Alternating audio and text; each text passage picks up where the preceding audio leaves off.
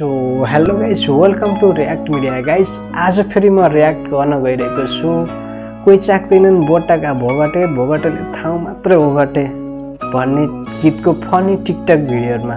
So आउनुस् हेरौँ कस्ता कस्ता भोगटेहरू फलेका रहेछन् त हाम्रो नेपालमा। Okay, let's see.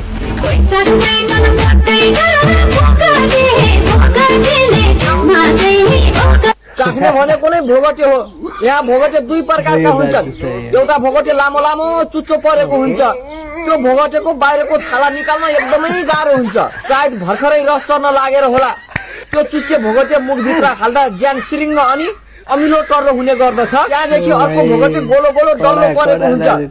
त्यो भोगटे छिप्पेर होला, त्यसको छाला निकाल्न त्यति गाह्रो हुँदैन। यसको स्वाद भने हल्का गुलियो अमिलो हुन्छ।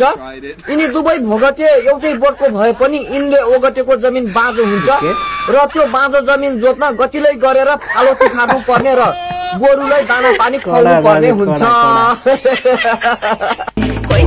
भोगटेको त बुटो त एकदम राम्रो हो हैन, सिर्लिक्कको अग्लो रहेछ हैन। तर फल चाहिँ पँधेराले चुची भएछ नि के, त्यही भएर कसैले चाहेन हैन। पहिला त्यो पँधेर मार्नु अनि फल अलि राम्रो रसिलो बनाउनु, त्यसो चाहिहाल्छ भने केटा।